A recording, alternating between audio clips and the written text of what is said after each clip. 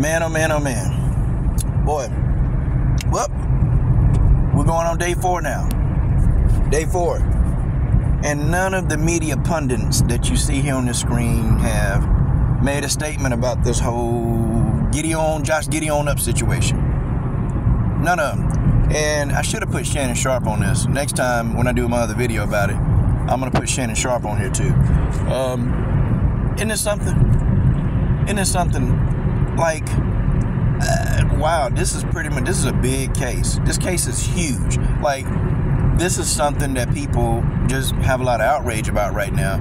And the outrage is, Josh Giddey was allegedly, I'll say alleged, was allegedly, having relations with a 15-year-old minor. Okay? Now, a lot of YouTubers and a lot of independent media have been talking about this. But man, your mainstream media, boy, they have been quiet. But folks, let's go ahead. Let's not use the word double standard, okay? Let's not use that word. Let's not use the word bigot. Let's just use the word racist. Can you repeat after me? Racist. Now, these media pundits, like you got your Stephen A. Smith. Well, stay off the weed. I don't know what else I can say. Him. Got Shannon Sharp. Yeah, Stephen. Yep. Got him. Got Malika Andrews. Get your hand out of my armpit. You got Jason Fitlock. Oh, well, Deion is just a disgrace to coaching. You got all these media pundits that come out week in and week out and they attack black men.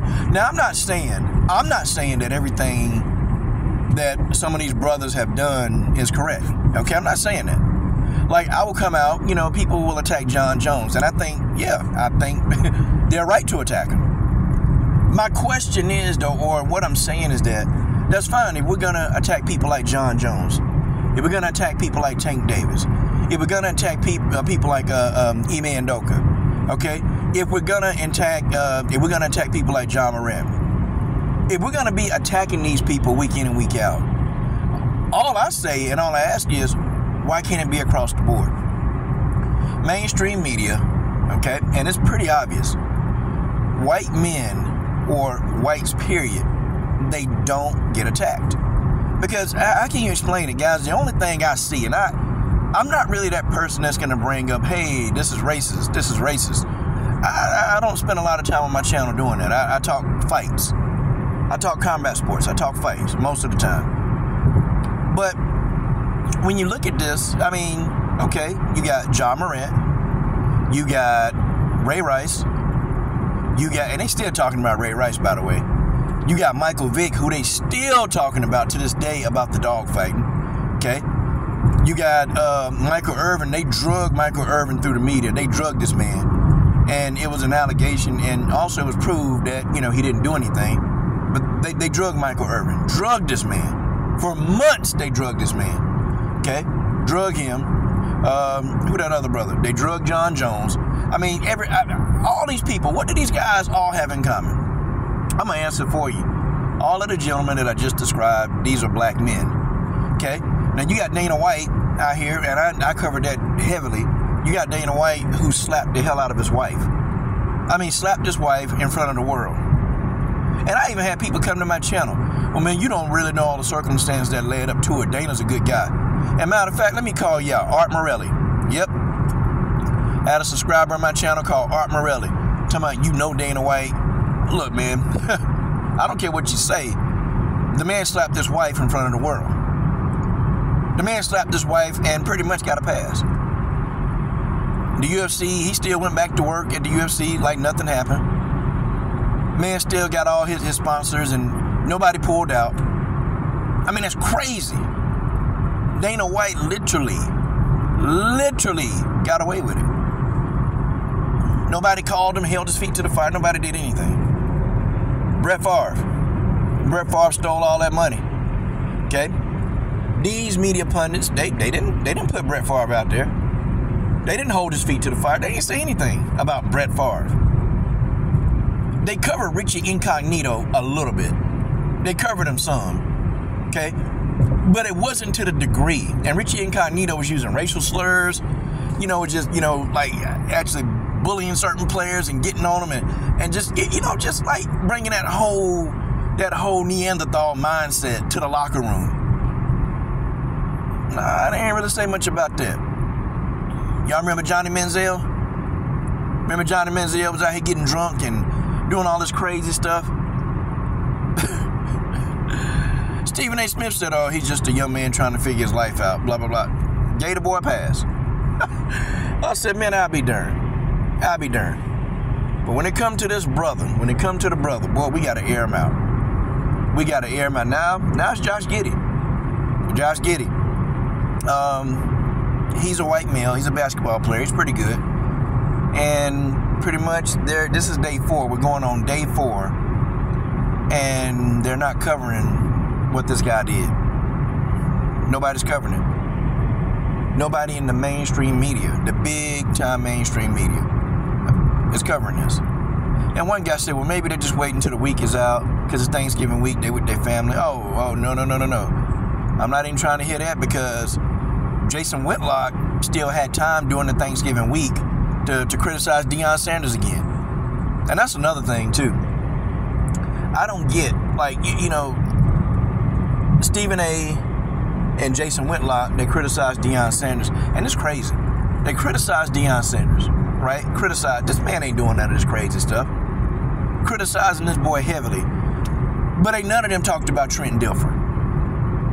None of them talked about Trenton Dilfer, literally cussing one of his coaches out on the sideline. How does that get a pass? There's one set of rules for them, and there's one set of rules for us. That's kind of how I feel. That's kind of how I feel sometimes. Well, no, that's kind of how I feel all the time. There's a set of rules for them, and there's a set of rules for us. And if we violate those set of rules for us, then we are pretty much canceled. We're canceled.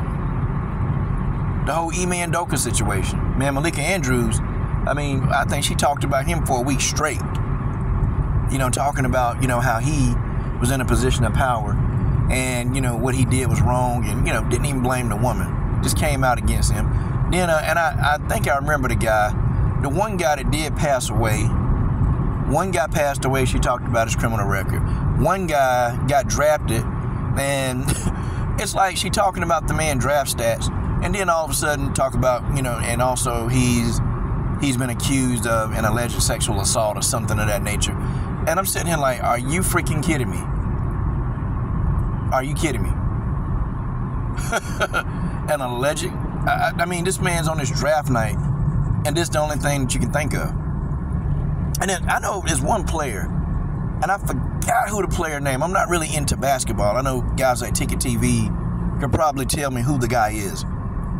But, Malika Andrews asked a question. Dude just got up. Dude wouldn't even take a question. Like, that ought to tell you. And to be honest, if you're a black male and you play sports, I wouldn't do an interview with her. There's no way. There's no way I would do an interview with her with the stuff that she say and write about black men. It's no. And I'm not saying that some of the criticism from her is unwarranted. I'm not saying it. Some of the criticism is very warranted and some she's accurate. But all I'm saying is, if you're going to criticize one, why not put that line down the middle? That's all I ask. That's all I ask. Just put the line down the middle. Criticize everybody. Or do your job. Do your job. Your job is to talk about this kind of stuff. And you mean to say, we can talk about Ja Morant. Okay, we can talk about Michael Irvin. We can talk about these guys, right? We can talk about John Jones. We can talk about these guys, but we can't talk about Josh Giddey. We can't talk about what Dana White did. We can't talk about what Brett Favre did. We can't talk about what Trent Dilfer did on the sidelines, cussing his coach out. We can't talk about that. But we can talk about anything that a black coach did. That's just what it is. And guys, all the outrage is warranted, but they're not going to talk about it, y'all. They're not, and if they do talk about it, they're going to be so very vague about the whole situation, and it's probably going to get about 2 minutes of airtime that you'll be lucky. Like, they're not going to talk about this. I can promise you, they're not going to speak on it. It's just nothing. Why? Why would they speak on it?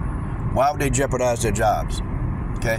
Jason Whitlock, really, no, he can't speak on it because his audience, unfortunately, is full of racist men. So Jason Whitlock, really, honestly, he can't speak on it. What is he going to say? I mean, if he didn't speak on the Trent Dilfer situation, he ain't going to speak on this. He ain't going to speak on it. Okay? He's got that audience of racist men. So, no. Stephen A. Smith, I don't know. I mean, him and Shannon Sharp ain't saying nothing about it right now, so I don't think they're going to say nothing about it. I don't think they're going to say anything. Guys, it's been damn near 4 days. It's been damn near 4 days. And everybody been talking about this except them. It's been 4 days and everybody been talking about this except these guys. These guys ain't been talking about this. These guys ain't said jack doo-doo about this. They said nothing. They said nothing about what's going down with this situation. And it's not a coincidence, yet a coincidence that the people that they don't want to criticize are white. And it's a coincidence that the people that they want to criticize, they're all black. That's the coincidence. So, I mean, before you come here and you start telling me, man, I need to wait till I can hear all the evidence. I need to wait for this. I'm not waiting. Like, clear as day, you can see Josh Giddey in that photograph. Clear as day, you can see him. Come on, man. That girl looked like she's 14 or 15. That girl looks young. She looked young. There's no way that this girl is of age. Like, she looked young. And moreover, I think he knew how young she was. I think, come on, you can't hang out with that female and not think to yourself, damn, she look underage.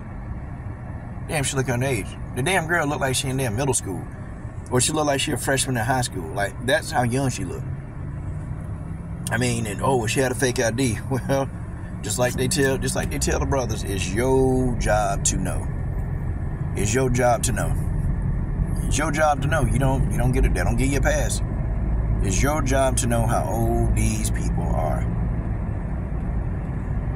I see why guys like Kwame Brown, they live all by themselves. Like, they live, he got his own land. And that's what I'm gonna do. When I really, really, really slow down and start working so much, I'm gonna buy me a piece of land away from everybody else, man. I see why he grow and crop and do all the stuff that he do. I see why he do that. Because 2023 is the most dangerous time. And I was telling 78 this last night, that it's pretty much terrifying to try to meet and greet women in this era. It is. Like, how do you do it? Because you never know if you might be the next person. You don't know if it's you. But I know going to clubs, and that's a big no. Going to clubs, that's a big no. You know, just meeting people out and just, you know, them coming up and them hanging with you, that ain't happening, you know. It's too dangerous, man. You can do jail time. But in the situation of Josh Giddey, I mean, I don't have any sympathy because this guy knew how old this girl was, man. Ain't no excuse. Stop making excuses for this dude. Don't make no excuses for him. He knew damn well what he was doing. He knew. And he done talked to the girl brother. He done talked to the girl brother several times. And I'm pretty sure, you know, my brother, he probably knew. They all knew. And I asked, you know, what about this girl parents? I keep asking, what about the parents? The parents knew. The parents knew that their daughter was hanging out with an NBA player, Josh Giddey. And parents probably didn't really care about that. Like everybody always say, you know, them parents was probably chasing a bag. Them parents were chasing a bag. They probably knew that, you know, hey, their daughter hook up with him, get pregnant. Woo, buddy, you know, you're gonna get 19 years worth of money. That's what the parents are probably thinking. Because if it's my 15-year-old daughter, ain't no way that you finna be out at some 21 and older club. And you damn sure not finna tell me, well, I'm gonna spend a night with so-and-so. Oh, who is so-and-so? Okay. Where y'all plan on going? See, I'm going to know. And I'm going to have a tracking device on my daughter's phone. Well, I used to. I know when my daughter was living in the house, when she grown now, I had a tracking device on her phone. I knew exactly where she was at all times.